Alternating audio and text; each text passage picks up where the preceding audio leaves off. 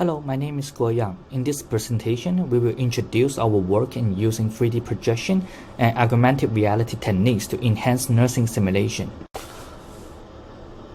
First, we'd like to give a short introduction to nursing simulation. Nursing simulation is a widely used teaching strategy for nursing school to train novices. It provides an opportunity for students to practice responding to various clinical situations without putting any risk to actual patients. It usually involves a well-designed patient care scenario with a simulator and a simulated patient room. In this slide, we will briefly introduce each simulator type developed for nursing simulations. The first type is full-body mannequin. The full-body mannequin consists of multiple programmable components capable of mimicking various human body functions, such as breathing and eye blinking. The second type is part-task trainers, which only contain a specific body part used to train nursing students with a specific nursing skill in low-fidelity simulations. The third type is standardized patients, who are actors specifically trained to behave as patients during simulation. The fourth type is hybrid simulators that are an integration of the standardized patients and the part-task trainers. The last type is virtual simulations deployed by either desktop or VR headset. The full-body mannequin is the most widely used one among all the simulators. However, the full-body mannequins do not have dynamic facial expressions, which limit the mannequin's capabilities in portraying subtle facial symptoms and interacting with students non-verbally. To enhance the full-body mannequins, we aim to develop a system that is non-intrusive to students and is low-cost to nursing schools. The full-body mannequins equipped with our system should be able to communicate with students non-verbally and portray facial symptoms that can help students in performing assessment. To achieve our research and design objectives, we develop a system based on 3D projection and augmented reality techniques. The proposed system continuously captures a simulation instructor's facial expressions for generating a corresponding animated face. The simulation instructor is supposed to be in a control room and speak for the mannequin through a microphone. Then the system will project the animated face onto a 3D printed mask fitted on top of the mannequin's face. Since some disease facial symptoms are hard to imitate by healthy human beings, such as facial droop, the system was designed to allow the simulation instructor to manually manipulate the animated face at runtime. In summary, our system enables non-verbal communication as it continuously captures and projects the facial expressions of the simulation instructor, who speak for the mannequin in real time. In addition, the system allows the simulation instructor to manipulate the animated face for displaying any abnormal facial symptoms. To evaluate the proposed system, we ran a user study in a stroke simulation scenario with 36 nursing students who did not have any related simulation experience. Half of the students were assigned to the control group without exposure to the proposed system. The other half were assigned to the experimental group with exposure to the proposed system. We aim to investigate how the system impacted the students' behavior, simulation performance, and learning experience.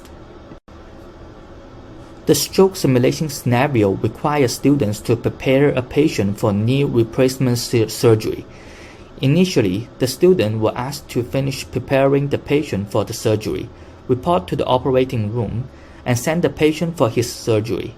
However, 5 minutes into the scenario, the patient developed initial stroke symptoms, such as giving an alert speech and having a facial weakness. The students should notice the exception, complete an assessment, and call the provider to initiate treatment. To investigate how the system impacted the students' behavior in the simulation, we measured their visual attention through a variable eye tracker.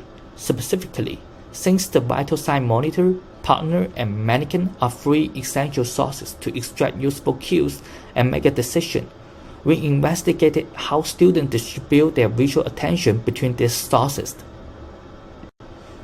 In addition, to investigate how the system impacted the students' simulation performance, we invited 2 nursing experts to evaluate the students' performance using the Leicester Clinical Judgment Rubric.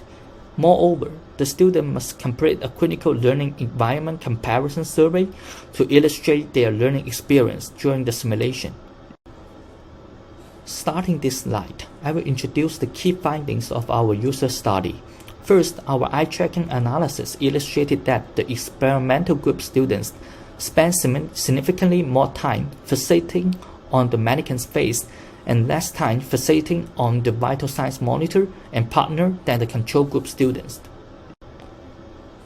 Then, we will introduce the students' simulation performance. By comparing the assessment speed and accuracy, we noticed that the experimental group students perform an assessment and make a decision faster than the control group students. However, we also noticed that all experimental group students recognized the stroke, while 4 control group students failed to recognize the stroke. From the nursing expert's point of view, the face-animated mannequin increased the students' performance in recognizing deviations, but decreased their performance in seeking additional information. Lastly, we will look at the survey result. In general, the students reported that the face-animated mannequin was more interactive and helpful for performing appropriate assessment than the traditional mannequin. Specifically, 86% of the experimental group students believed that the simulator they used well met the learning requirement of interacting with patients. In contrast, only 40% of the control group students have the same thought. Similarly, 93% of the experimental group students believed that the simulator they used well met the learning requirement of performing appropriate assessment. In comparison, only 43% of the control group students had the same thought. In summary, 3 conclusions can be drawn from our user study. First, the students focused more on the novel mannequin than the traditional mannequin during the simulation. Second, the system increased the students' performance in recognizing deviations, but decreased their performance in seeking additional information. Third, the novel mannequin was more interactive and helpful for performing appropriate assessment than the traditional mannequin.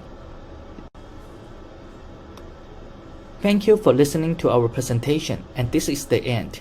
If you have any question related to this work, please send an email to the following contact.